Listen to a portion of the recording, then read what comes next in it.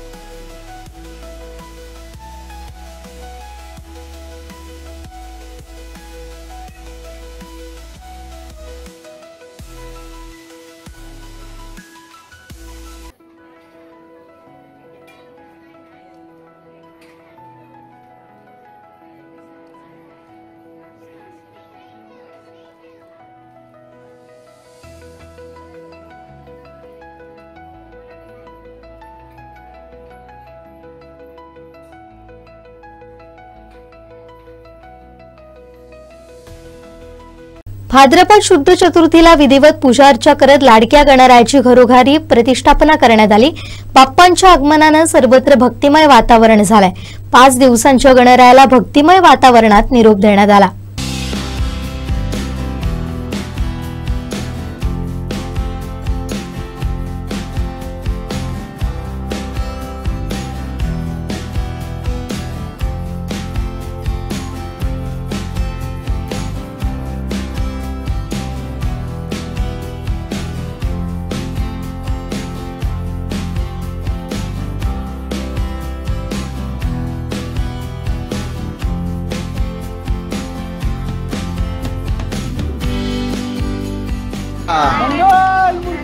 मोरया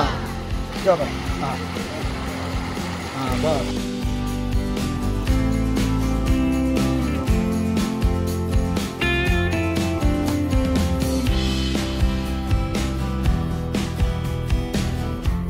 गणपती बाप्पा मोरया।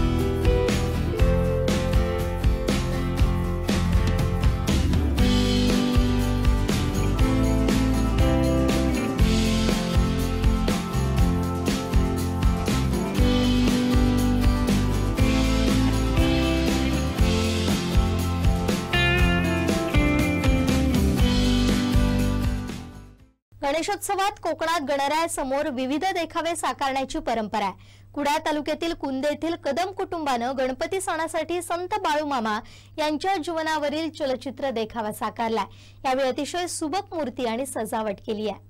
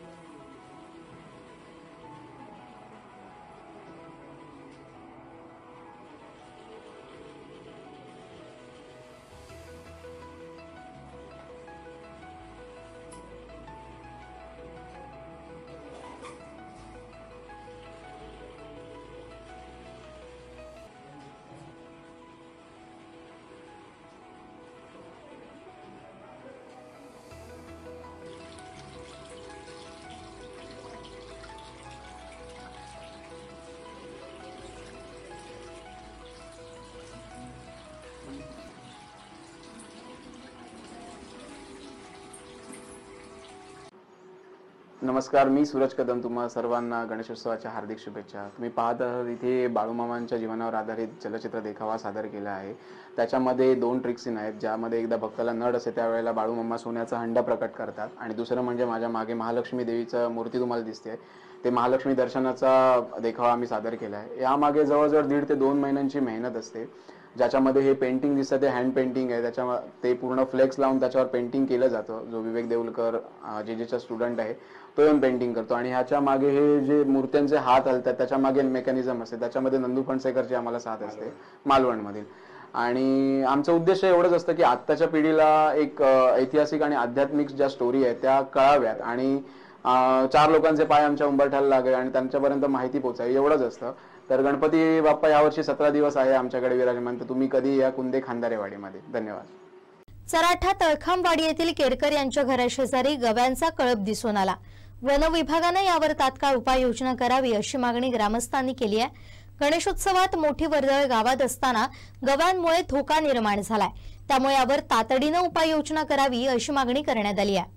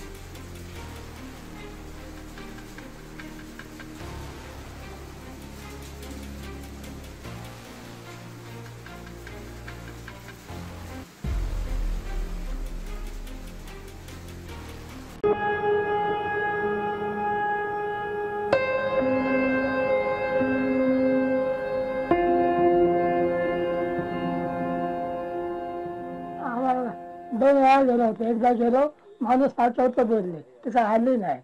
एकदा फोन केला आमच्या घरवाल्यांनी, तर उद्या बघायला आलीच नाही. ग्रामपंचायत सरपंच. आता नक्की काय त्रास होतो इथं? आम्हाला तेव्हा पण तिकडे पाणी येतं ना, आम्हाला 8 दिवसांनी डॉक्टरकडे जातात. रिक्षा तिकडे गेली तर यायला भेटतात. तिकडे ते 4 माणूस लावूनचे लागतात. ठीक आहे, माणसावर कुठे भेटणार 8 दिवसाने.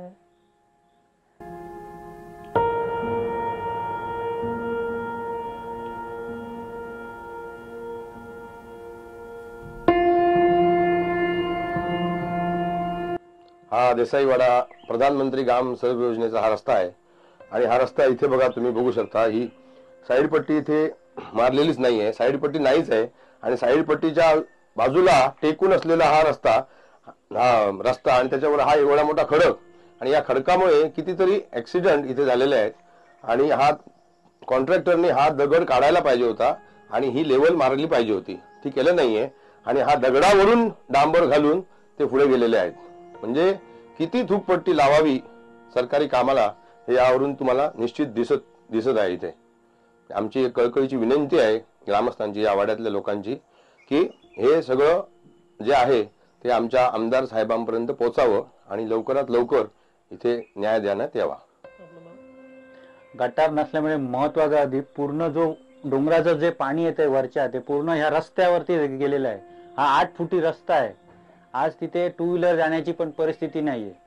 ते जाऊन देत, पुढे 3 घरं आहेत. 3 घरामध्ये एका घरामध्ये कोणी नाही, त्यांच्या 2 फक्त 90 वर्षाची नवरा बायको माणसं राहतात. त्यांना उचलून आणावं लागतंय. ज्या रस्त्याने गाडी जायची 4 व्हीलर, त्या रस्त्याची ही प्रकार झालेला आहे. कॉन्ट्रॅक्टरला कितीतरी वेळा सांगून झालं, पण कॉन्ट्रॅक्टर काही करत नाही. थूकपट्टी केलेली आहे कॉन्ट्रॅक्टरने, जवळजवळ थूकपट्टी केलेली आहे. कारण ही जी साईड पट्टी आहे ही खालपासून वरपर्यंत सारखी नाहीच आहे. तुम्हाला पाहिजे तर एक फोटो पण दाखवतो, खडक कुठे आहे आणि रस्ता कुठे आहे त्याचा फोटो घ्या तुम्ही. आणि हा जो प्रकार आहे तो तुमच्या मार्फत कृपया आमचे पालकमंत्री नितेशजी राणे, आमचे आमदार निलेशजी राणे माननीय त्यांच्यापर्यंत पोहोचवा एवढीच कळकळीची विनंती आहे आणि आम्हाला याला न्याय द्या. गोव्याहून मुंबईच्या दिशेने जाणारा कंटेनर तपासणी नाक्यावर ठेवण्यात आलेली बॅरिकेड्स तोडत थेट बांदा पोलीस तपासणी नाक्याच्या परिसरात रस्त्याच्या खाली उतरल्याने अपघात झाला. ही घटना रात्रीच्या सुमारास घडली आहे. सुदैवाने त्या ठिकाणी ड्युटी बजावत असलेले पोलीस कर्मचारी दत्ताराम पालकर हे थोडक्यात बचावले, मात्र यात कोणीही जखमी झालेलं नाही. ही घटना घडल्याची माहिती मिळताच सहाय्यक पोलीस निरीक्षक गजेंद्र पालवे यांनी घटनास्थळी धाव घेतली. कंटेनरचा मागचा भाग महामार्गावर असल्यामुळे वाहतुकीस अडथळा निर्माण होत होता. यावेळी शासकीय ठेकेदार प्रताप मूर्ती यांनी आपली क्रेन उपलब्ध करून दिल्यामुळे तात्काळ अपघातग्रस्त कंटेनर काढणं शक्य झालं. या अपघातात सुदैवानं कोणीही जखमी झालं नाही. संबंधित कंटेनर लोखंडी प्लेट वाहतूक करत असल्याची माहिती मिळते. दरम्यान या प्रकरणी बांदा पोलीस ठाण्यात संबंधित कंटेनर चालकावर गुन्हा दाखल करण्यात आलाय. याबाबतची माहिती बांदा पोलीस ठाण्यातून देण्यात आली. गाडीचे ब्रेक लागले नसल्यानं हा अपघात घडलाय.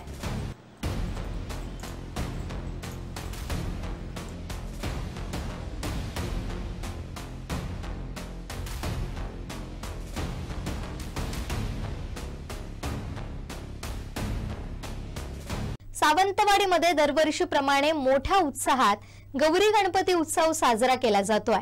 लाडक्या गणपतीचे आगमन झाल्यानंतर सोन पावलांनी गौरीचं घरोघरी आगमन झालं. शहरातील वैश्यवाडा येथील म्हापसेकर यांच्या निवासस्थानी देखील गौराईचं आगमन झालं. पाहूया.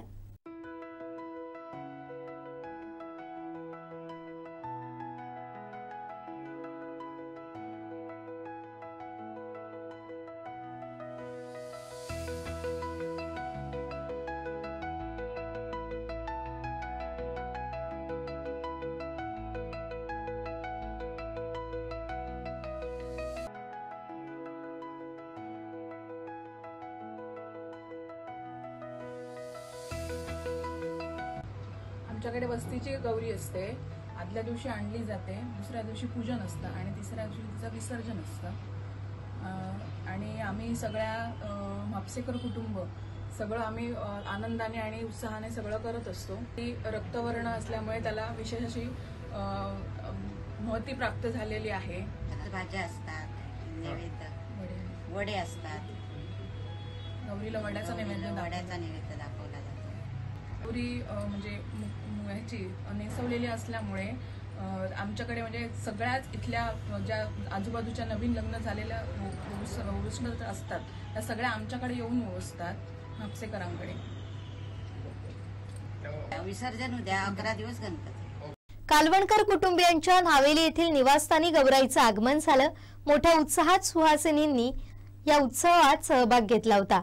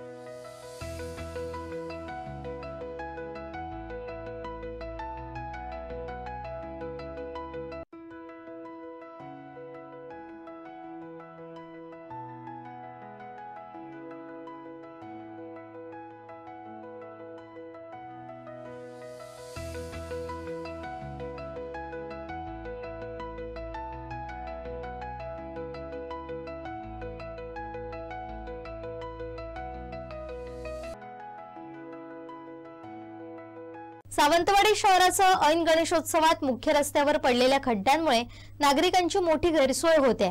उत्सवासाठी शहरात येणाऱ्या भाविकांना आणि स्थानिकांना या खड्ड्यांमुळे नाहक मनस्ताप सहन करावा लागतोय. नगर परिषदेच्या कार्यालयासमोरच ही परिस्थिती असतानाही प्रशासन याकडे दुर्लक्ष करत आहे.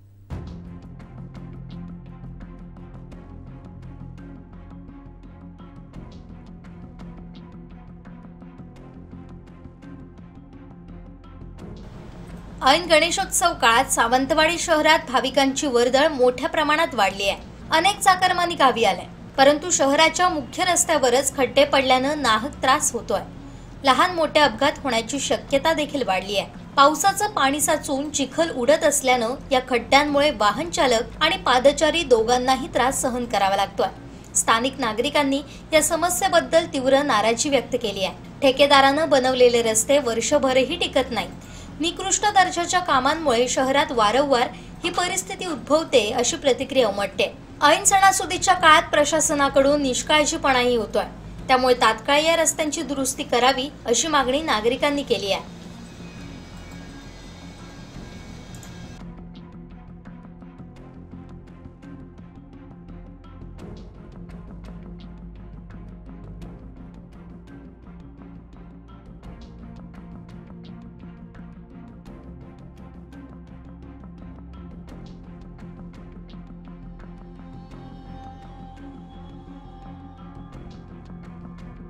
सिंधुदुर्गातील प्रलंबित विकास कामांना गती देऊन प्रशासन लोकाभिमुख पद्धतीने चालवण्याचा निर्धार नवनियुक्त जिल्हाधिकारी तृप्ती घोडमिसे यांनी व्यक्त केलाय. शनिवारी जिल्हाधिकारी कार्यालयात त्यांनी पत्रकारांशी संवाद साधला. मी महाराष्ट्रीयनच आहे, त्याच्यामुळे मला म्हणजे सगळ्या जिल्ह्यांच्या बद्दल चांगली माहिती आहे आणि मी आलेली आहे सिंधुदुर्गात, बेंगुर्ल्यात पण आलेली आहे. त्याच्यामुळे मला बऱ्यापैकी कोकणाची चांगली माहिती आहे. तशी फक्त आता एकदम डीपली मला सगळं माहिती असं तर मी म्हणणार नाही. आता हळूहळू माहिती होती गोष्टी आणि प्रशासकीय यंत्रणा मी जोडून देत आहे. सिंधुदुर्गात आले होते, फिरायला आले किंवा असं जस्ट आली म्हणून, आता प्रशासकीय यंत्रणा आणि त्याच्याबद्दल आसपासच्या सगळ्या गोष्टी हे बघितलं नाही का, ते बघायला मिळेल. पण जे परसेप्शन बाहेर म्हणजे एकूणही मला सिंधुदुर्गात खूप प्रॉब्लेमॅटिक आहे किंवा असं कोणी सांगितलं नाही. सगळ्यांनी चांगलंच सांगितलं मला. खूप सुंदर जिल्हा तुला मिळाला आहे, खूप छान कॅनव्हास आहे आणि एक सेट प्रशासकीय यंत्रणा आहे, चांगल्या कामाला वाव आहे. सगळ्यात महत्वाचं म्हणजे खूप सारे पायलट जिल्हा जे राज्याला सिंधुदुर्गाने दिलेले आहेत, म्हणजे ई ऑफिस असेल किंवा आणखी इतरही आहेत. त्यामुळे पायलट चालवण्यासाठीचा फेवरेट जिल्हा आहे. शासनाला वाटले की आपल्याला नवीन काहीतरी रोल आउट करायचं आहे, तर मग असं जर शासनाने पण स्वतः वेळ दिलं की तुमच्या काळामध्ये हे रोल आउट करा, तर मला नक्की आवडेल की आपण काहीतरी रोल आउट करू आणि ते राज्याला पथदर्शी ठरेल. त्या बाबतीत पण मी सिंधुदुर्गाच्या खूप गोष्टी ऐकलेल्या आहेत. त्यामुळे एकाच वेळेस 2 चार्ज आम्ही घेतले होते आणि तिथे माझ्याकडून बरंचसं काम झालेलं आहे. महसुली असेल, भूसंपादन असेल किंवा आदिवासी विकास विभागात देखील आम्ही खूप नाविन्यपूर्ण उपक्रम तिथे केले होते. तर तो एक खूप मोठा कॅनव्हास मला भेटला होता. परत सांगली जिल्हा परिषद आणि सांगलीला आल्यानंतर म्हणजे उत्तर महाराष्ट्र आणि पश्चिम महाराष्ट्राचं वेगळं कल्चर आहे. मग सांगलीमधला अवेअरनेस वेगळा आहे किंवा तिथल्या गरजा वेगळ्या आहेत. डेव्हलप्ड जिल्हा होता, त्याच्यामुळे तिथे काम करायचं एक वेगळं ओरिएंटेशन मला मिळालं. आणि तिथे कसं होतं की लोक हे वगैरे अवेअरनेस खूप असतात, त्यामुळे सगळ्यांना सोबत घेऊन चालत जाणे. मधल्या काळामध्ये आता इलेक्शन्स वगैरे होत्या, ते टर्ब्युलन्सेस त्या भागामध्ये जास्त जाणवतात. त्या सगळ्या गोष्टी सोबत घेऊन काम केलं आणि एक चांगलं होतं की सगळ्यांना सोबत घेऊन काम केल्याने त्रास पण होत नाही. म्हणजे लोकप्रतिनिधी असेल, मीडिया असेल, आमची प्रशासकीय यंत्रणा, तर एक तो सुवर्ण मध्य साधणं ते सांगलीमध्ये मला शक्य झालं असं वाटतंय. ते इथे देखील तसा माझा प्रयत्न आहे.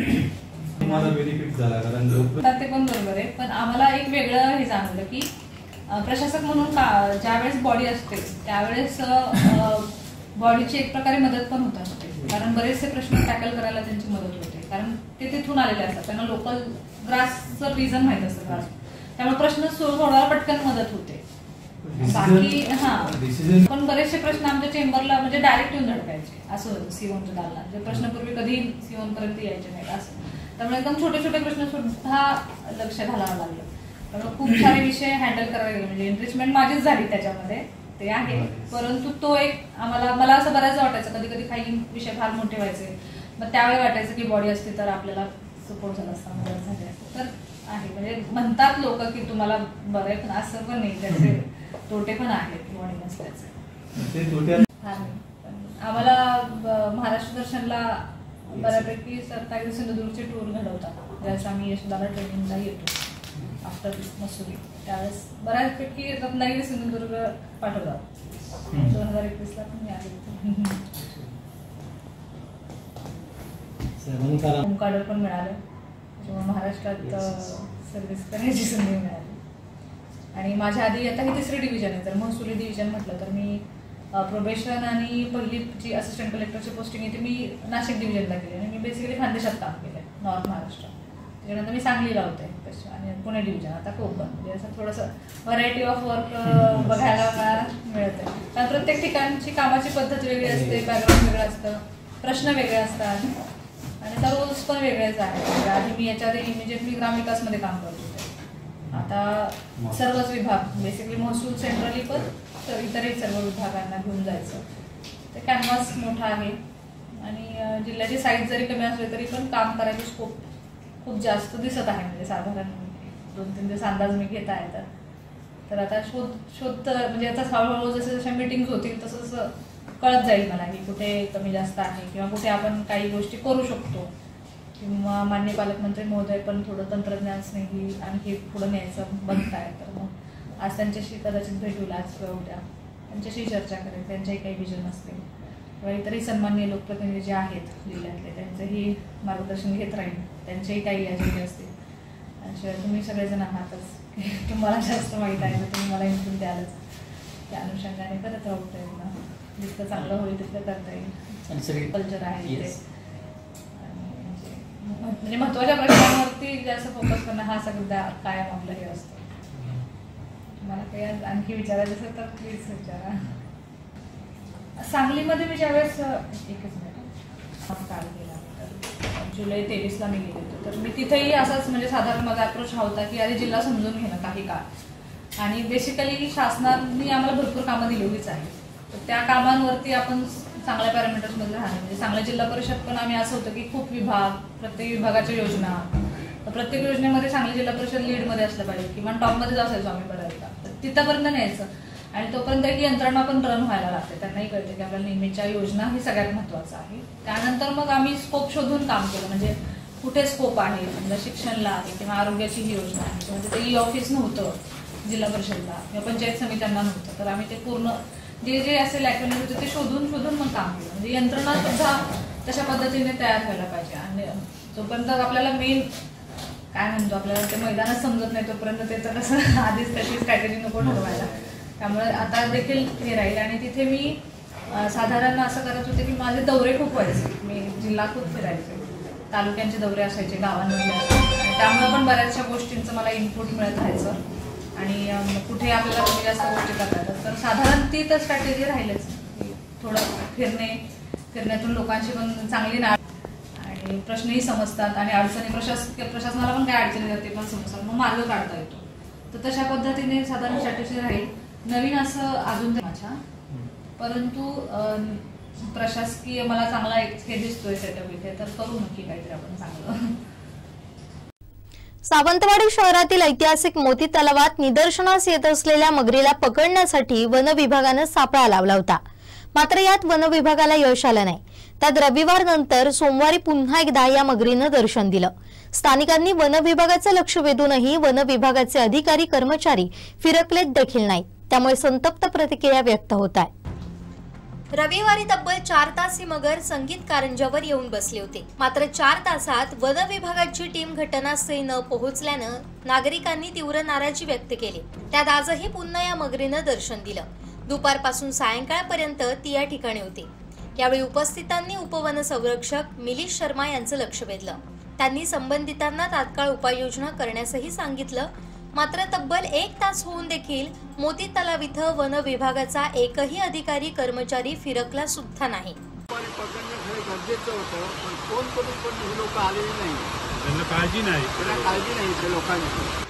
लवकर यावं आणि त्याच्यावर तो तोडगा काढावा ही विनंती आहे आपल्याला. नागरिकांच्या भीतीचा विषय ठरलेली ही मगर वन विभागाकडून लावण्यात आलेल्या सापळ्यात अडकेल असं वाटलं होतं, मात्र वन विभाग केवळ दिखाऊपणा करत असल्याचं निदर्शनास आलंय. 2 दिवसात मगर दिसत असताना वन विभाग नेमकं काय करत होता हा खरा प्रश्न या निमित्तानं उपस्थित झालाय। सावंतवाडीच्या ऐतिहासिक मोती तलावामध्ये आपण पाहिलं तर मागच्या 2 दिवसांपासून मगर येते।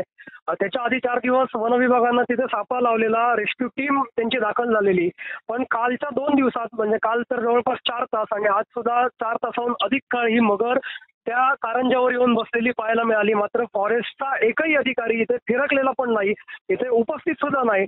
त्यामुळे गणेश भक्तांमध्ये जे विसर्जनासाठी इथे येतात त्यासह नागरिकांमध्ये संतप्त अशा प्रतिक्रिया येत आहेत। 1 तासापूर्वी स्वतः उपवन संरक्षक मिलिंद शर्मानं फोन करून याबाबत कल्पना दिली, त्यांनी सुद्धा याची दखल घेतली। मात्र त्यानंतर सुद्धा फॉरेस्टचा एकही अधिकारी मागच्या 1 तासामध्ये मोती तलावाच्या इथे फिरकलेला नाही। त्याच्यामुळे संतप्त प्रतिक्रिया नागरिकांमधनं उमटतायत। गणेश चतुर्थी सारखा मोठा सण आहे, मोठी मंडळं जी आहेत ती विसर्जनासाठी मोती तलावात येत असताना मगर गेले 2 दिवस सलग त्याच कारंज्यावर येऊन दर्शन देत असताना फॉरेस्टचे अधिकारी येत सुद्धा नाही। त्यामुळे त्यांना या गोष्टीचं काही पडलंय की नाही हा प्रश्न या निमित्ताने निर्माण होतोय।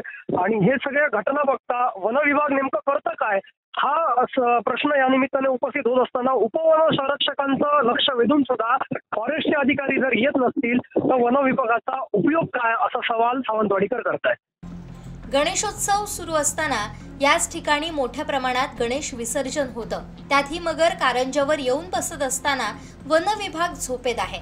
उपवन संरक्षकांचंही लक्ष वेधून तासभर झाला तरी अधिकारी कर्मचारी घटनास्थळी फिरकत देखील नसल्यानं तीव्र नाराजी व्यक्त केली जाते। मोठी दुर्घटना घडल्यानंतरच वन विभाग जागा होणार का असा सवाल या निमित्तानं विचारला जातोय।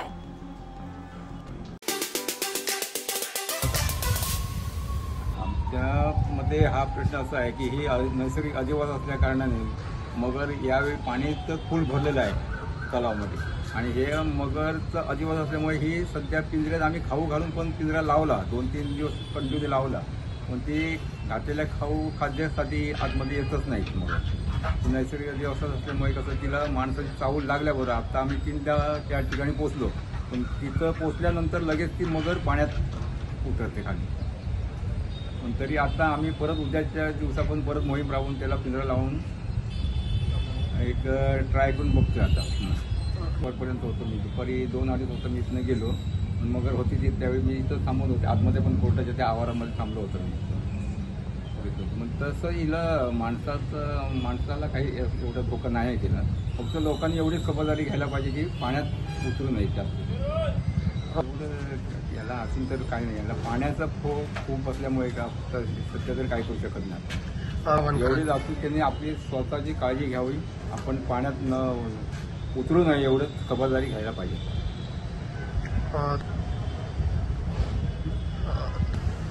याच्याबद्दल मी काही सांगू शकत नाही, सध्या कसं आहे पाण्याचं हे तो खूप असल्यामुळे काहीच करू शकत नाही आपण। पाणी कमी झालं किंवा वर पाण्याच्या वर आले मगर कुठेतरी सापडले। भारत पारतंत्र्यात असताना देशाला स्वातंत्र्य मिळवून देण्यासाठी प्रयत्न सुरू होते। यावेळी लोकमान्य टिळकांनी सार्वजनिक गणेशोत्सव परंपरा सुरू केली, तेव्हा या परंपरेला कोकणात पहिल्यांदा सावंतवाडी शहरानं प्रतिसाद दिला। गेल्या 119 वर्षांपासून सालईवाडा इथं पारंपरिक गणेशोत्सव साजरा करण्याची परंपरा जोपासली जाते। यंदा 120वे वर्ष असून सालईवाडा गणेशोत्सव मंडळाकडून 21 दिवसांचा हा उत्सव आजही जल्लोषात साजरा केला जातो। लोकमान्य टिळकांच्या संकल्पनेतून 1894 मध्ये महाराष्ट्रात सार्वजनिक गणेशोत्सव सुरू झाले। लोकमान्य टिळकांच्या या आवाहनाला कोकणातून पहिल्यांदा प्रतिसाद सावंतवाडी शहरानं दिला। सावंतवाडीतील सालईवाडा इथं 1906 मध्ये कैलासवासी विष्णुशेठ सापळे आणि कैलासवासी सीताराम शेठ बांदेकर यांनी कोकणातील सर्वात पहिले सार्वजनिक गणेशोत्सव मंडळ स्थापन करत गणरायाची प्रतिष्ठापना केली। या मंडळानं आज 21व्या वर्षात पदार्पण केलंय। कोकणातील हा पहिला सार्वजनिक गणेशोत्सव असल्यामुळे सावंतवाडी शहरासाठी भूषणावह आहे। सालईवाडा येथील मंडळामध्ये सुरुवातीला कैलासवासी केशव सापळे, कैलासवासी राजाराम बांदेकर, कैलासवासी राजाराम सापळे, कैलासवासी गोविंद विरनोडकर, कैलासवासी गोविंद मिशाळ, कैलासवासी गोपाळ कद्रेकर, कैलासवासी बाळकृष्ण पेडणेकर, कैलासवासी शांताराम गोवेकर, कैलासवासी आबा तळवणेकर, कैलासवासी यशवंत सापळे ही तरुण मंडळी होती। या मंडळींच्या पुढाकारातून हा गणेशोत्सव मोठ्या धुमधडाक्यात साजरा केला जाऊ लागला। आजही या मंडळाच्या माध्यमातून गणरायाची 21 दिवस मनोभावे सेवा केली जाते। संस्थानकालीन कालखंडामध्ये सालेईवाडा येथील कैलासवासी विष्णू शेठ सापळे आणि कैलासवासी सीताराम शेठ बांदेकर हे संस्थानचे मोदी होते। त्यांच्या प्रयत्नांनी या सार्वजनिक गणेशोत्सवाच्या सजावटीसाठी राज दरबारातून सर्व साहित्य पुरवलं जायचं। तसेच श्री गणेश मूर्तीच्या विसर्जन मिरवणुकीसाठी पालखी, शृंगारलेले घोडे, वाद्यवृंद, होळी पुरवले जात असत।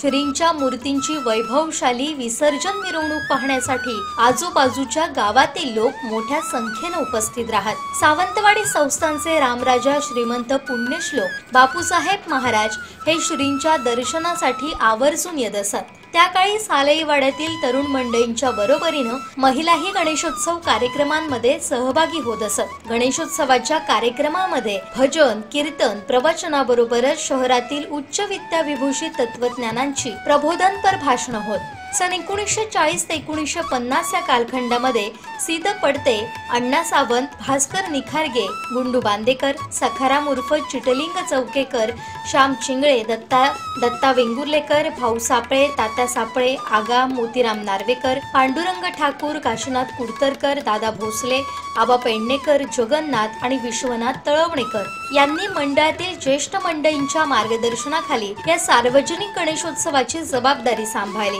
या काळात स्वातंत्र्य लढ्यानं देखील उग्र स्वरूप धारण केलं होतं। त्यामुळे गणेशोत्सवाच्या प्रत्येक कार्यक्रमातून जनजागृतीचं काम या मंडळांनी करत स्वातंत्र्य चळवळीत सहभाग घेतला। या कालखंडामध्ये गणपतीची आकर्षक मूर्ती तयार करणं आणि गणपती पुढे सजावट करण्याची जबाबदारी कैलासवासी आबा पेडणेकर यांनी सांभाळली होती। दर आठवड्याला सजावटीमध्ये बदल केला जात होता। त्यामुळे शहरामध्ये या गणेशोत्सवाचं आकर्षण मोठं होतं। या काळात साफसफाई, दिवाबत्ती या महत्वाच्या बाबी मंगेश बांदेकर कुटुंबियांनी सांभाळल्या होत्या। सन 1951 ते 1980 या कालखंडामध्ये मंडळाच्या अध्यक्षपदाची जबाबदारी सीद पडते यांनी सांभाळली। या काळात सालेईवाड्यातील तरुणांनी गणेशोत्सव मोठ्या उत्साहानं आणि आनंदानं साजरा केला। 1989 ते 1990 या कालखंडामध्ये सालेईवाड्यातील तरुण मंडळी अमरनाथ सावंत आणि राजा स्वार यांना मंडळामध्ये सामावून घेण्यात आलं। गणेशोत्सवाची सर्व जबाबदारी त्यांच्यावर सोपवण्यात आली। कार्यक्रमासाठी लागणारा निधी गोळा करणं, कार्यक्रमांचं आयोजन करणं, मूर्ती पुढील सजावट करणं, श्री सत्यनारायणाची महापूजा, श्रींच्या मूर्तीची शहरातून भव्य विसर्जन मिरवणूक ही कामं या दोघांनी इतर तरुण मंडळींच्या सहकार्यानं उत्साहानं पार पाडली।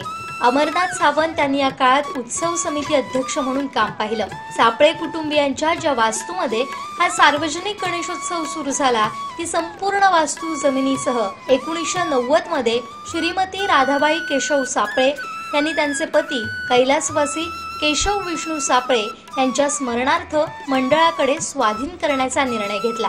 नाना सापळे यांनी सालेईवाड्यातील मान्यवर मंडळींची बैठक घेऊन सापळे कुटुंबियांना हा निर्णय सांगितला। याच बैठकीत मंडळाची पुनर्रचना करण्यात आली। मंडळाची रीतसर नोंदणी करणं, मंडळाची नवीन वास्तू बांधण्याचाही निर्णय याच बैठकीत घेण्यात आला। दरम्यान 12 जानेवारी 1990 ला नाना सापळे यांनी सापळे कुटुंबियांच्या वतीनं त्यांच्या मालकीची वास्तू बक्षीस पत्रानं मंडळाकडे सुपूर्द केली। गेली कित्येक वर्ष अखंडित 21 दिवस या गणरायाचं पूजन या मंडळाकडून होतं। विविध धार्मिक, सामाजिक, सांस्कृतिक उपक्रम 21 दिवस या ठिकाणी राबवले जातात। सावंतवाडीकरांसह आजूबाजूच्या गावातील लोक सुद्धा या गणरायाच्या दर्शनासाठी आवर्जून उपस्थित राहतात। सध्या या मंडळाचे अध्यक्ष राजा स्वार तर उत्सव कमिटी अध्यक्ष म्हणून प्रतीक बांदेकर कार्यरत आहेत। यंदाचे 120वे हे वर्ष असून 21 दिवसात मोठ्या जल्लोषात हा सण साजरा करण्यात येणार आहे। यंदा गणरायासमोर जिल्हा परिषद शाळेचा आकर्षक असा देखावा साकारण्यात आलाय। दररोज आरती, भजनासह विविध कार्यक्रम या ठिकाणी भक्तिभावानं पार पडतात। तसेच यावर्षीही आरोग्य तपासणीसह विविध सामाजिक उपक्रम, स्पर्धांचं आयोजन करण्यात आलंय। कोकणात सध्या गणेशोत्सव मोठ्या उत्साहात साजरा केला जातोय। ठिकठिकाणी वारकरी, संगीत अशी विविध प्रकारच्या भजनांवर युवाई थिरकताना दिसते। अशाच प्रकारे वेंगुर्ला तालुक्यातील मातोंड, गावठणवाडी येथील युवकांनी संत तुक्याची अभंगवाणी या गजरावर ठेका धरला।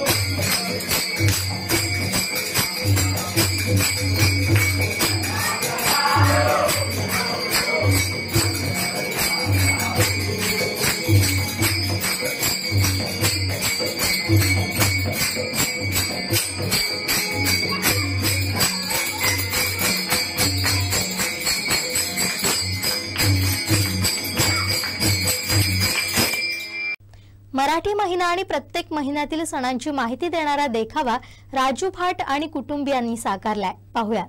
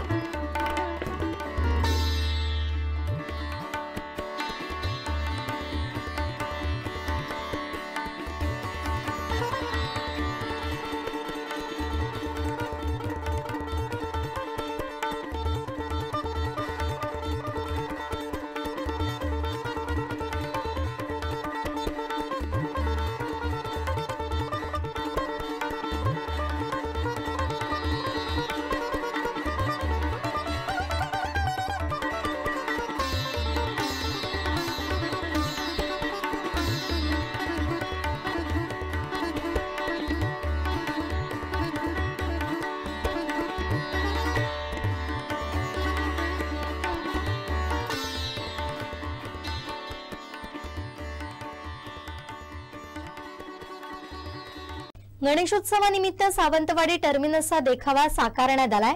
सावंतवाडीतील निरवडे कोनापाल पांदिवडेकर वाडीतील मदन पांदिवडेकर बंधू आणि कुटुंबीय यांनी हा देखावा साकारलाय. नमस्कार मंडळी.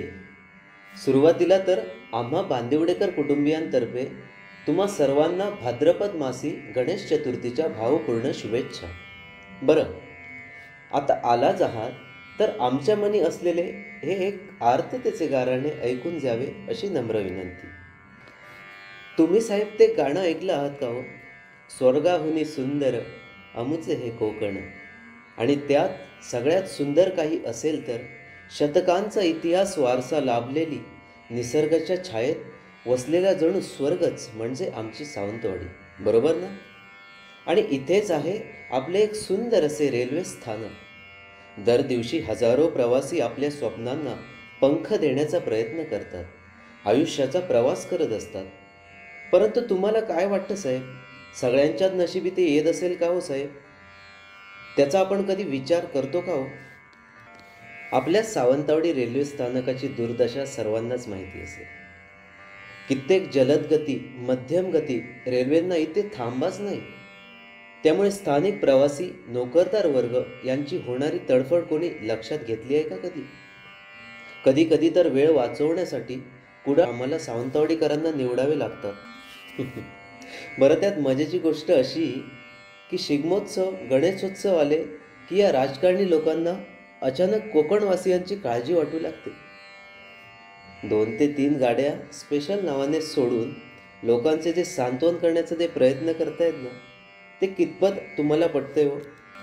त्याऐवजी जर आपल्या या सावंतवाडी स्थानकाला सावंतवाडी टर्मिनस असं नाव मिळालं तर किती सुंदर होईल हो, किती चांगलं वाटेल आम्हाला सावंतवाडी यांना. परंतु दुर्दैवाची गोष्ट अशी आहे की 10 वर्षांपेक्षा जास्त वेळ टर्मिनसचे भूमिपूजन झाले असून आजही प्रवासांचे डोळे टर्मिनस कधी होईल याकडे लागून राहिले. एकीकडे ऐतिहासिक वारसा, आंबोलीसारखे जगप्रसिद्ध स्थळ, त्यात जागतिक नामांकन प्राप्त समुद्र किनारे, एवढे सगळं वैभव आमच्याकडे असूनही आपला युवा आज रोजगारासाठी मुंबई गोवा जीवन का जगतोय बरं? टर्मिनस जर झाले तर अनेक पर्यटक सावंतवाडीत उतरतील, त्यातून कदाचित रोजगाराच्या कितीतरी नवी संधी निर्माण होतील. तेव्हा कुठेतरी आपली सावंतवाडी खऱ्या अर्थाने समृद्ध होईल. त्यातून कित्येक नवीन व्यावसायिक निर्माण होतील, कितीतरी युवा व्यावसायिकांना चालना मिळेल.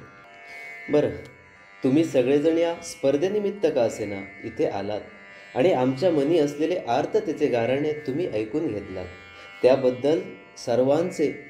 सावंतवाडी तालुक्यातील मळगाव येथील माईचं घर म्हणून ओळखल्या जाणाऱ्या घरवडकर राऊळ कुटुंबाचा गणेशोत्सव हा अद्भुत आणि अनोखी परंपरा आहे. ही परंपरा सुमारे 700 वर्षांपासून अखंडपणे जपली जाते. आजच्या विभक्त कुटुंब पद्धतीच्या काळात 85हून अधिक कुटुंब एकत्र येऊन हा सण साजरा करतात.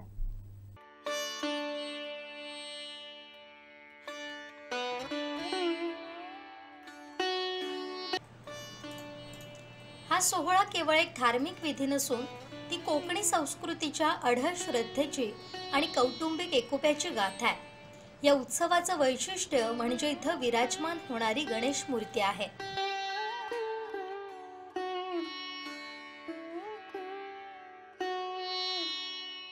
रेडीच्या प्रसिद्ध गणपतीची प्रतिकृती असलेली ही चतुर्भुज गणेश मूर्ती दरवर्षी चतुर्थीच्या आधी चिकण मातीच्या 21 गोळ्यांपासून हाताने तयार केली जाते.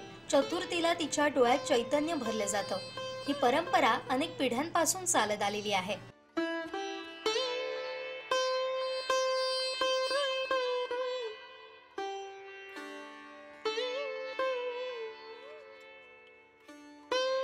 कामानिमित्त पुणे मुंबई सारख्या शहरात विखुरलेली कुटुंब गणेशोत्सवासाठी आवर्जून मूळ गावी परत येतात. ज्येष्ठांच्या मार्गदर्शनाखाली सर्वजण मिळून उत्सवाची तयारी करतात, ज्यामुळे नवीन पिढीला परंपरा आणि मूल्यांची ओळख होते. 7 दिवसांच्या या उत्सवात रोज 2 वेळा आरती, भजन आणि फुगड्यांचा फेर असे कार्यक्रम उत्साहात साजरे होतात. पहिल्या दिवशी गणेशाला 7 प्रकारच्या पारंपरिक पदार्थांचा नैवेद्य दाखवला जातो. त्यानंतर सर्व कुटुंब एकत्र बसून सामूहिक भोजनाचा आनंद घेतात. हे भोजन केवळ एक जेवण नसून ते कुटुंबाला एकत्र आणणारं आणि त्यांच्यातील बंध अधिक घट्ट करणारे एक माध्यम ठरतं. परंपरा ही म्हणजे पूर्वीपासूनच आहे. ही म्हणजे आमच्या पूर्वजापासून, म्हणजे त्याला आता जवळजवळ 700 वर्ष झाली. तर आता तो कार्यक्रम आम्ही अजूनपर्यंत अगदी जोपासून ठेवलेला आहे. काय त्याच्यामध्ये थोडाफार अशी आता नवीन मुलं पिढी आहे ती थोडीशी प्रगती वगैरे अशी चालली, पण मूर्तीच्या बाबतीत प्रगती नाही आहे. मूर्ती जी पूर्वी जी आहे मूर्ती तशीच साकारली जाते आणि तशीच तिथे कुठे दुसरं काही चित्र वगैरे असं काही नसतं. आणि आम्हाला अभिमान आहे की आतापर्यंत एकत्र कुटुंब पद्धत ही आता कुठे जोपासली जात नाही आणि ही आता आमच्या घराण्यामध्ये ही चाललेली आहे. अजूनपर्यंत जोपासून ठेवली, यापुढेही जोपासणार. आजच्या आधुनिक जगात जिथं अनेक परंपरा विस्मृतीच्या गर्थ्यात जात आहेत, तिथं मळगावच्या माळीचं घर येथील हा गणेशोत्सव आपल्याला आपली मुळं आणि मूल्यांची आठवण करून देतो. हा उत्सव केवळ एका कुटुंबाचा नसून तो संपूर्ण समाजाला एकत्र आणणारा आणि संस्कृतीच्या धाग्यानं बांधून ठेवणारा एक प्रेरणादायी अध्याय. या उत्सवातून एकता, परंपरा आणि श्रद्धा हा संदेश मिळतो. विनायक गावस, कोकण साद लाईव्ह, सावंतवाडी.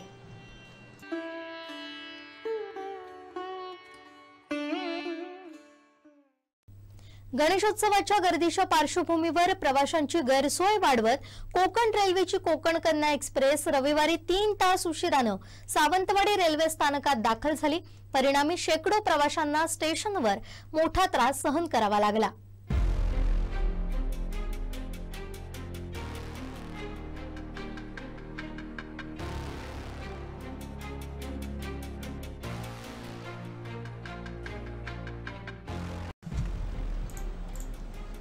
दरम्यान सावंतवाडी रेल्वे टर्मिनसचं काम अद्याप अपूर्ण असून प्रवाशांसाठी आवश्यक त्या शेडची सोय उपलब्ध नाही.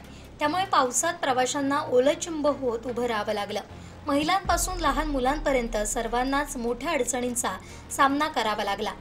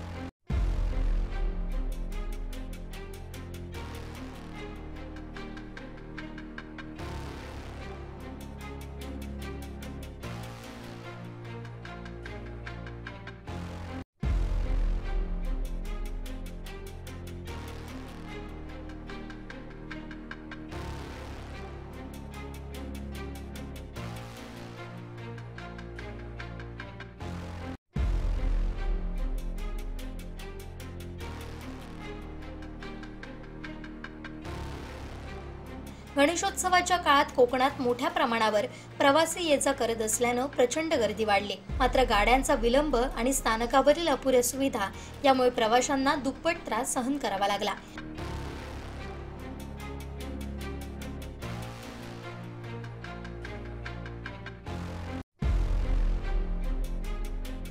याबाबत प्रवाशांनी नाराजी व्यक्त करत कोकण रेल्वे प्रशासनानं लवकरात लवकर स्थानकावरील सुविधा पूर्ण कराव्यात आणि गाड्यांचे वेळापत्रक सुरळीत ठेवावं अशी मागणी केली आहे।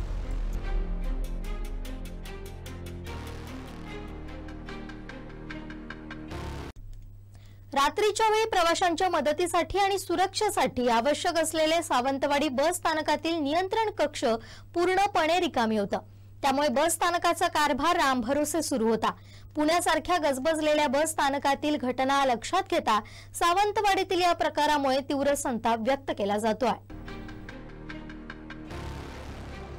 रात्री सुमारे 10:30च्या सुमारास हा प्रकार निदर्शनास आला। नियंत्रण कक्षात केवळ खुर्च्या असल्यानं प्रवाशांना कोणताही मदतीचा हात मिळाला नाही। तसेच आगार व्यवस्थापक, स्थानक प्रमुख यांचे दूरध्वनी क्रमांक इथे आहेत, मात्र ते लागत नसल्यामुळे संतप्त प्रवाशांनी संबंधित अधिकाऱ्यांवर तातडीनं कारवाई करण्याची मागणी केली। प्रवाशांनी दिलेल्या माहितीनुसार रात्री उशिरा बस स्थानकावर बसची वाट पाहणाऱ्या प्रवाशांना काही अडचणी आल्यामुळे त्यांनी नियंत्रण कक्षात जाऊन मदत घेण्याचा प्रयत्न केला, मात्र नियंत्रण कक्ष पूर्णपणे रिकामं होतं। केवळ तिथं खुर्च्या आणि इतर सामान होतं। एकाही कर्मचारी तिथे उपस्थित नव्हता। त्यामुळे कोणत्या बस कोणत्या फलाटावर येणार किंवा इतर कोणत्याही माहितीसाठी प्रवाशांना ताटकळत उभं राहावं लागलं। महिला, ज्येष्ठांसह उपस्थित प्रवाशांना याचा मनस्ताप सहन करावा लागला। नियंत्रण कक्षात कोणीही नसल्यामुळे काही प्रवाशांनी स्थानकात लावण्यात आलेल्या फलकावर दिलेल्या आगार व्यवस्थापक, स्थानक प्रमुख यांच्या दूरध्वनी क्रमांकावर संपर्क साधण्याचा प्रयत्न केला, मात्र हे दोन्ही क्रमांक बंद होते। त्यामुळे तातडीच्या वेळी संपर्क साधता येण्यासारखी कोणतीही यंत्रणा कार्यान्वित नसल्याचं स्पष्ट झालंय। सार्वजनिक वाहतूक सेवा देणाऱ्या एसटी महामंडळाच्या महत्त्वाच्या स्थानकात हे गैरव्यवस्थापन समोर आल्यानं प्रवाशांनी तीव्र संताप व्यक्त केलाय। बस स्थानकातील या बेजबाबदार कारभाराबद्दल प्रवाशांनी नाराजी व्यक्त केली।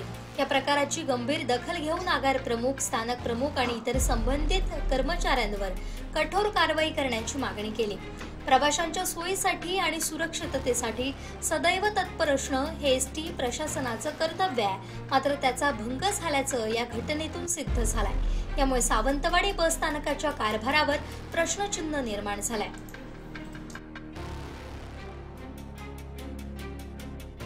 गणेशोत्सवानिमित्त सध्या सर्वत्र भजन आणि आरत्यांचे सूर घुमत असून भजनांच्या मैफिलीनं रात्री जागवल्या आणि गाजवल्या जात आहेत। भजनी बुवांकडून पारंपरिक चालीतील दर्जेदार अशा तसेच नव्या मराठी आणि हिंदी गाण्यांच्या चालीवरही उत्तम आणि बहारदार अशी भजनं रचून गायली जात आहेत। या भजनांना भजन प्रेमींचाही उत्स्फूर्त प्रतिसाद मिळतोय।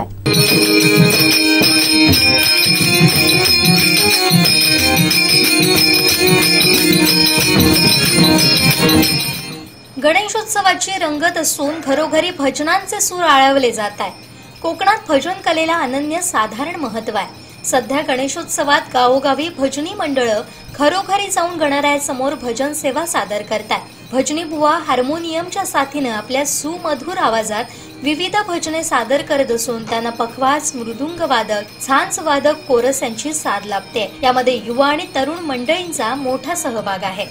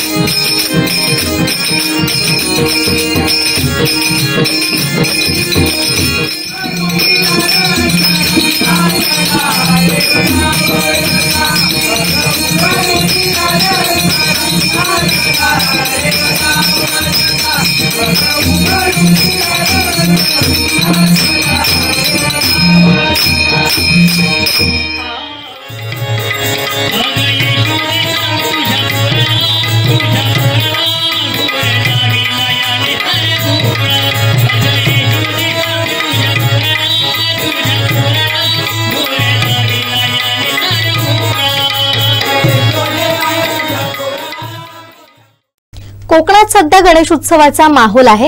या निमित्तानं घरोघरी गणराया विराजमान झाल्यात. या गणरायांच्यासाठी विविध प्रकारची आरास, सजावट आणि देखावे करण्यात आलेत. अशीच अभूतपूर्व सजावट वैभववाडी तालुक्यातील उंबर्डे येथील सावंत बंधूंनी केली आहे. याबाबतचा हा खास रिपोर्ट.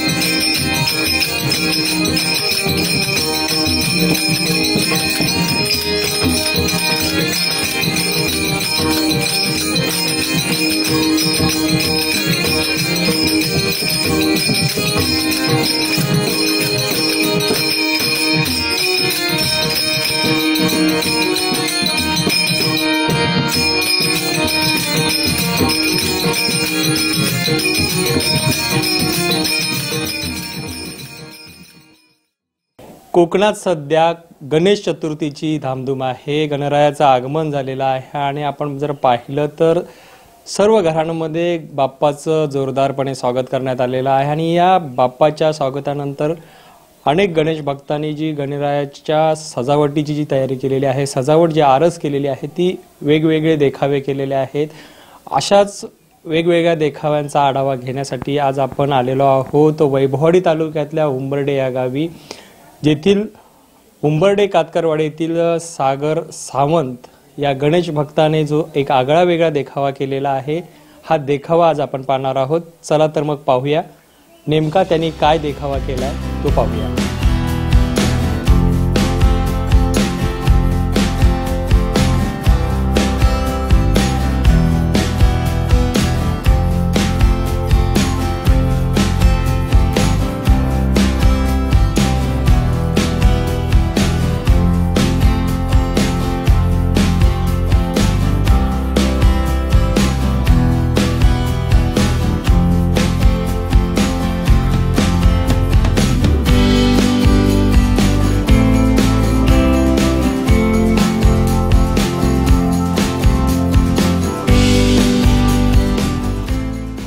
आपण आता सागर सावंत यांच्या गणरायांच्या इथे पोचलेलो आहोत. आपण म्हणजे जे पाहतोय ही सजावट केलेली आहे, ती सजावट आहे सिंदूर ऑपरेशनची. त्याचा देखावा या सागर आणि त्यांच्या बंधूंनी केलेला आहे आणि त्याबद्दलच आपण जाणून घेणार आहोत. ही जी सजावट केली आहे त्यामागचा नेमका त्यांचा उद्देश काय आहे आणि हे सर्व करण्यासाठी त्यांना किती कालावधी लागला, किती त्यांनी मेहनत घेतली, याबाबत आपण थेट त्यांच्याशी संवाद साधणार आहोत. दोन्ही सावंत बंधू आहेत. गेली 15-20 दिवस या सजावटीसाठी ते मेहनत घेत आहेत. कशा पद्धतीने त्यांनी हे सजावट केली आहे त्यांच्याकडून जाणून घेणार आहोत. सागरजी, तुमचं कोकण साथमध्ये खूप खूप स्वागत. अगदी हे दरवर्षी तुम्ही वेगवेगळे देखावे करताय, ह्या वर्षी आगळा वेगळा देखावा केला आहे. हे करण्यामागचं कारण काय आणि हे कसं सुचलं आणि याचा एकूण किती कालावधी लागला, कशा पद्धतीने याचं नियोजन केलेलं होतं? ह्या वर्षी एक दुःखद घटना घडली होती. आपल्या पहलगाम व्हॅलीवरती दहशतवाद्यांनी आपल्या याच्यावरती हमला केला होता, निर्भीड हमला होता तो. आणि त्यानंतर जे आपल्या गव्हर्नमेंटनी आणि आपल्या सैनिकांनी जो त्यांच्यावरती प्रतिहल्ला केला आणि त्याला जे नाव दिलं होतं ऑपरेशन सिंदूर, त्याचा आपण इथे देखावा सादर केला आहे. आणि आमच्या कोकणामध्ये पण त्या ज्या घटना घडतात देशामध्ये त्याची आम्हाला पण ती जाणीव आहे. म्हणजे प्रत्येक खेड्यापाड्यामध्ये त्याचा आम्हाला अभिमान आहे. त्या सैनिकांनी जे कार्य केलं आहे त्यासाठी आम्ही एक असा सुंदर असा देखावा सादर केला. त्यासाठी आम्हाला तशी मेहनत घ्यावी लागली. 15 दिवस आम्हाला लागले या देखावासाठी. काही आम्ही कोकणातलेच आम्ही दगड धोंडे जमा करून काही थोडंसं हे केलं आणि थोडं गाड्या वगैरे मिलिटरीच्या साईड असं दाखवलं आहे आम्ही. तर तुम्ही बघाल तर ह्या साईडला आम्ही ही पहलगाम व्हॅली केली. पहलगाम व्हॅलीमध्ये आणि त्याच्यानंतर आम्ही काय केलं की ही पहलगाम व्हॅली दाखवल्यानंतर हे आपलं एअरबेस दाखवलं आहे इंडियाचं. आणि त्याच्यामध्ये आपण हा तेजस विमान आणि परत आपल्या ऑपरेशनमध्ये वापरलेली S-400 मिसाईल, परत रडार, असे आम्ही 2 भागामध्ये डिवाईड केलं होतं. त्याच्यानंतर हेच आपलं गणपती बाप्पामध्ये विराजमान झालं आहे आणि आम्ही ही बॉर्डर दाखवली. त्याच्यानंतर आणि आपल्या सैनिकांनी टोटल 9 भागांवरती ऑपरेशन सिंदूरचा हल्ला केला होता. मग त्यातली आम्ही जैश ए मोहम्मदची जी एक स्थळ होतं ज्याच्यामध्ये दहशतवाद्यांना ट्रेनिंग दिली जात होती, त्यांना कसं आपल्या भारतावरती हल्ला करायचा हे सगळं सांगितलं जात होतं. त्यातलं बाहवलपूर यातलं ठिकाण हे आम्ही त्यांना दाखवलं आहे. हे बाहवलपूरमध्ये त्या मशिदीमध्ये ते सगळं होत होतं. त्याच्यानंतर आपल्या एअरबेसनी त्याच्यावर हल्ला करून ते नष्ट केलेलं आहे. हे आम्ही एक त्याच्यामधले एक हे जो पॉईंट होता तो आम्ही इथे दाखवण्याचा आम्ही प्रयत्न केला आहे. आणि त्याच्यामध्ये आपलं भारताचं हे सुंदरता जी काश्मीरमध्ये आहे ते पण दाखवण्याचा आम्ही प्रयत्न केला आहे. नमस्कार. हे सुंदर देखावा केला आहे. हा देखावा ह्या वर्षी करावा असं का सुचलं आणि यामागचं कारण काय? कारण ह्या देखावा त्याच्यामध्ये मी तुम्हाला बोललो की ह्या वर्षी हीच घटना जी आहे मुख्य घटना होती आणि असा कुठला फोकस नव्हता की आम्ही दरवर्षी करतो. गेल्या 2 वर्षापूर्वी आम्ही वैष्णवदेवीचं एक गुफाचं डेकोरेशन केलं होतं आणि त्याबद्दल पण आम्हाला प्राईज मिळालं होतं. ह्यावर्षी काहीच सुचत म्हणजे म्हटलं की आम्ही हा ऑपरेशन सिंदूर देखावा करावा की जेणेकरून आपल्या गावातल्या लोकांना पण जे काय घडलं आहे त्याबद्दल माहिती असावी, आपल्या सैनिकांचा जो शूरवीरता आहे ती माहिती असावी, यासाठी आम्ही हे देखावा केला. धन्यवाद सागर. तू तर मेहनत घेत्यासोबत तुझ्या कुटुंबाने मेहनत आहे, त्यातलाच तुझा भाऊ याची देखील मोठी मेहनत आहे. तो दरवर्षी असे देखावे करत असतो. काय सांगशील हा देखावा बनवायला किती वेळ लागला आणि कशा पद्धतींचं याचं म्हणजे अगदी छोट्या छोट्या गोष्टी देखील तुम्ही यात नमूद केलेल्या आहेत, हे याचं नियोजन कशा पद्धतीने तुम्ही केलं? सुरुवातीला कसं आहे की माझ्या भावानीच की ही आयडिया सुचवली की आपलं ऑपरेशन सिंदूरची कल्पना आपण साकार करूयात. त्या दृष्टीनं आम्ही तयारीला लागलो. जसं की सगळ्यात पहिली आपली मूर्ती आपण डिसाईड केली की कुठली मूर्ती त्याला एक सूट होईल त्याला मूर्ती वगैरे. त्यानंतर की त्याचा आराखडा तयार केला आम्ही, ड्रॉइंग बुकवर आराखडा तयार केला. हे सगळं पूर्ण स्ट्रक्चर तयार केलं. त्यानंतर पूर्ण हे जे मागचं दिसतं हे पोस्टर तयार केले. त्याच्यानंतर या साईडला बघा, तुमच्या लेफ्ट साईडला बघितलं असेल तर मॅप पूर्ण दाखवला आहे. हे सर्व घटना म्हणजे ही सर्व ह्या सगळ्या घटना करायला आपल्याला 2 महिन्याचा जास्तीत जास्त कालावधी लागला. त्यात छोट्या छोट्या गोष्टी म्हणजे ही झाडं बनवणं, परत हे डोंगर तयार करणं, परत ती मस्जिद तयार करणं, ह्यासाठी छोटे छोटे पुठ्ठे किंवा भुसा लाकडाचा तो सगळं आपण वापरलेला आहे. त्या सगळ्यांची मेहनत त्यामध्ये आहे. हा एक देखावा सुंदर म्हणजे स्पर्धेसाठी देखील तुम्ही यात उतरलेला आहात. हो. काय वाटतंय म्हणजे स्पर्धेत आपला काय नंबर येईल काय त्याबद्दल काय सांगा? आशा आहे, पण कॉम्पिटिशन पण आहे. कोकण सालमध्ये पूर्ण जिल्ह्यामध्ये असतात, बनवतात देखावे, सुंदर सुंदर देखावे असतात. त्यामध्ये आमच्या कॉम्पिटिशनला कोण अजून चांगल्या पद्धतीने देखावा असेल तर आमच्यात नंबर येण्याची चान्सेस पण आहेत. सर्व गणेश भक्त आपण बघितलं तर सजावट मोठ्या पद्धतीने करतात आणि आता जर बघितली तर मोठ्या प्रमाणावर प्लास्टिकचा देखील वापर होतो. अशा वापर करताना तुम्ही काय आव्हान कराल, काय संदेश द्याल? तुम्ही जर बघितलं तर तुम्ही दरवर्षी इको फ्रेंडली तुमचे देखावे असतात. बरोबर. तर तुमच्या माध्यमातून गणेश भक्त असतील किंवा इतर जे सजावट करणारी मंडळी आहेत त्यांना काय या निमित्ताने आव्हान कराल किंवा संदेश द्याल? बघा, प्लास्टिक डेकोरेशनसाठी वापरलं तर पण त्याची विल्हेवाट पण लावणं जरुरी आहे. तर समजा प्लास्टिक आता बरेच सारे लोक थर्माकोल वापरतात, ते नदीमध्ये तसं फेकून देतात, पण तिथे सगळं काय बोलतात त्याला नुकसान व्हायची चान्सेस आहे, शेतीचे नुकसान होतात. त्यामुळे मी हेच सजेस्ट करेल की जास्तीत जास्त आपण कागदाचा पुट्टा जो विल्हेवाट व्यवस्थित होईल त्याची असे आपण मटेरियल वापरू शकतो त्याच्यामध्ये. त्यामुळे पुट्टा आहे, कागदाचा लगदा आहे, परत भुसा आहे, लाकडाचा भुसा आहे, तो जो आपला जुने लाकडं असतात व असे विषय असतात त्याचे आपण चुरा करू शकतो आणि त्याचा वापर करू शकतो.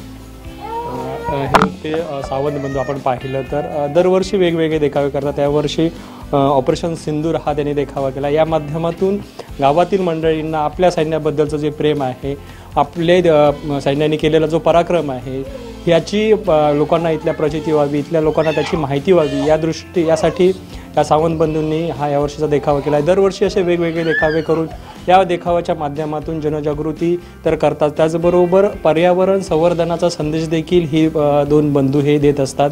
जे डेकोरेशन केलं जातं, जी सजावट गणपतीची केली जाते ती दरवर्षी ही इको फ्रेंडली असते आणि पर्यावरणाला कुठलीही हानी पोचणार नाही याची दक्षता देखील ह्या 2 बंधूंकडून घेतली जाते.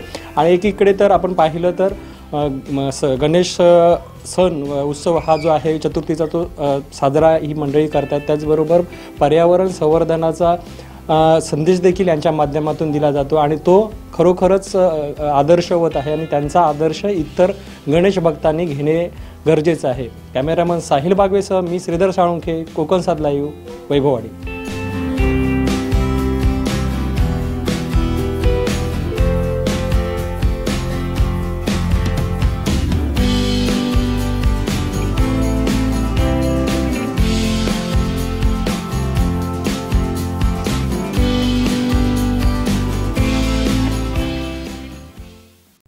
तुम्हाला डान्सिंग कारचा अनुभव घ्यायचा असेल तर आता त्यासाठी हजारो रुपये खर्च करण्याची गरज नाही. कुडा मालवण रस्त्यावर प्रवास केल्यास तुम्हाला अनुभव अगदी विनामूल्य मिळू शकतो. या रस्त्यावरील खड्ड्यांमुळे वाहन चालकांना गाडी चालवताना सतत उड्या मारत असल्यासारखं वाटतं. त्यामुळे या रस्त्याला डान्सिंग कारचा अनुभव देणारा रस्ता असं उपरोधिकपणे म्हटलं जात आहे.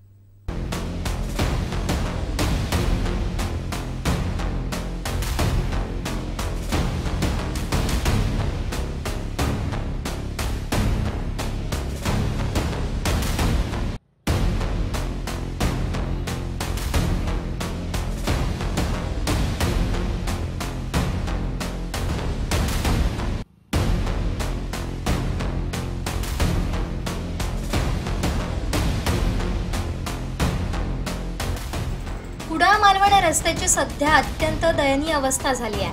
केवळ महामार्गच नव्हे तर अंतर्गत रस्त्यांचीही चाळण झाली आहे. प्रशासनाच्या वेळखाऊ धोरणाबद्दल स्थानिकांमध्ये तीव्र नाराजी आहे.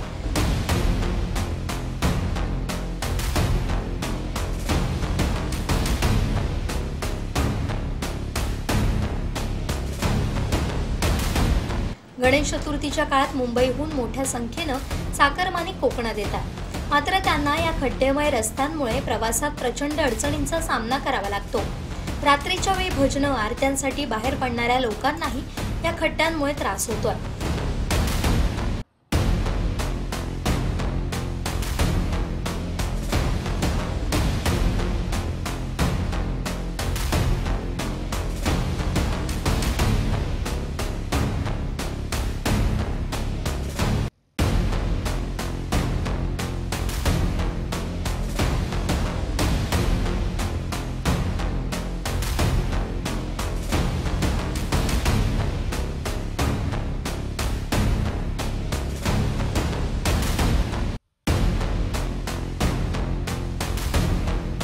पालकमंत्र्यांनी वारंवार सूचना देऊनही रस्त्याच्या कामात कोणताही बदल झाला नाही. खड्डे बुजवण्यासाठी केलेली कामं 2 दिवसातच पुन्हा उखडतात आणि विशेष म्हणजे बुजवलेल्या ठिकाणी आधीपेक्षा जास्त खड्डे तयार होतात.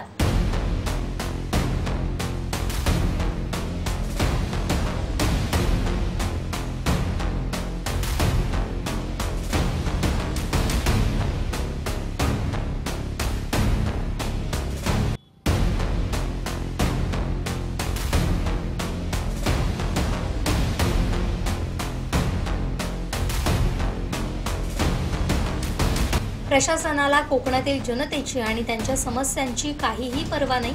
पावसाच्या सरींमध्ये डांबर साखरेप्रमाणे वितळत असल्यामुळे रस्त्यांची अवस्था बिकट झाली आहे. या खराब रस्त्यांमुळे कोकणातील पर्यटन व्यवसायाला मोठा फटका बसण्याची शक्यता आहे. प्रशासनानं तात्काळ या समस्येवर लक्ष देऊन रस्त्यांची दुरुस्ती करावी अशी मागणी सर्वसामान्य जनतेतून होते.